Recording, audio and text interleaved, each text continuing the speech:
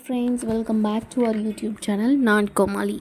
நம்ம சேனலில் சிறு கதைகள் அப்படின்னு சொல்லிட்டு ஒரு சீரியஸ் ஸ்டார்ட் பண்ணியிருக்கோம். ஸோ மறக்காமல் ரெகுலராக எல்லோரும் செக் அவுட் பண்ணி பாருங்கள். வாங்க நம்ம இன்றைக்கி கதைக்குள்ளே போகலாம். இன்றைக்கி கதையுடைய பெயர் பொய் சொல்லாதே. இது ஒரு அழகிய கிராமம். அங்கு முத்து என்ற விவசாயி தன் குடும்பத்துடன் வாழ்ந்து வந்தான்.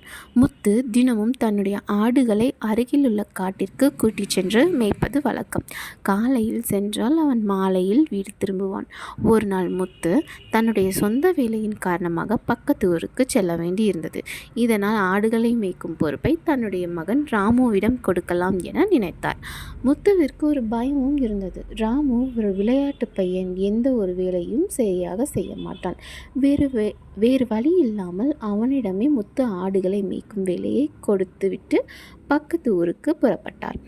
அடுத்த நாள் காலையில் ராமு ஆடுகளை பக்கத்தில் உள்ள காட்டிற்கு ஓட்டிச் சென்றான்.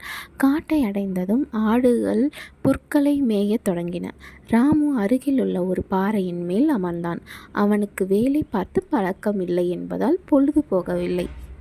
தூரத்தில் ஒரு சிலர் வயல் வேலை செய்து கொண்டிருந்தனர். வேலை செய்பவர்களின் கவனத்தை ஈர்க்க எண்ணிய ராமு திடீரென புலி வருது, புலி வருது என கூச்சலிட்டான்.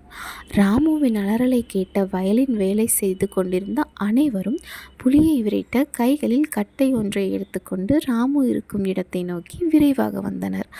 வந்தவர்கள் அனைவரும் புலி எங்கே என்று ராமுவிடம் கேட்டனர். ஆனால் ராமுவோ புலி வரவில்லை, நான் பொய் சொன்னேன் என்று கூறினான். இதனால் கோபமடைந்த அவர்கள் ராமுவை திட்டிவிட்டு சென்றனர். ராமுவிற்கோ அவர்களை ஏமாற்றியதை நினைத்து மகிழ்ச்சி அடைந்தான். ராமு ஆடுகளை கூட்டிக் கொண்டு வீடை நோக்கி சென்றான். அடுத்த நாளும் ராமு புலி வருது என்று கூச்சலிட்டு வேலை செய்து கொண்டிருந்தவர்களை ஏமாற்றினான். மூன்றாவது நாள் ராமு ஆடுகளை மேய்க்கவிட்டு அதே பாறையின் மேல் அமர்ந்தான். சிறிது நேரம் கழித்து சற்று தொலைவில் ஒரு புலி வருவதை பார்த்தான். உடனே பாறையின் பின்னால் ஒளிந்து கொண்டு உண்மையிலே புலி வருது என்று கூச்சலிட்டான்.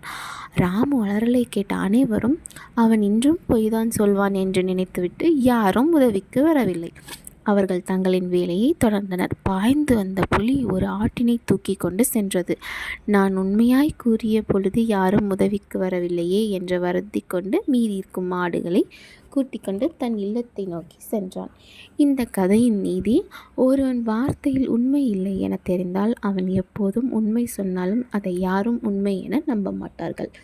ஸோ இந்த மாதிரி நிறைய கதைகள் பார்க்க நம்ம சேனலை மறக்காமல் சப்ஸ்கிரைப் பண்ணுங்கள். நம்ம வீடியோக்கு எல்லாமே மறக்காமல் லைக் பண்ணுங்கள். உங்கள் ஃப்ரெண்ட்ஸ்க்கெல்லாம் ஷேர் பண்ணி விடுங்க. So see you on the next vlog. Bye bye.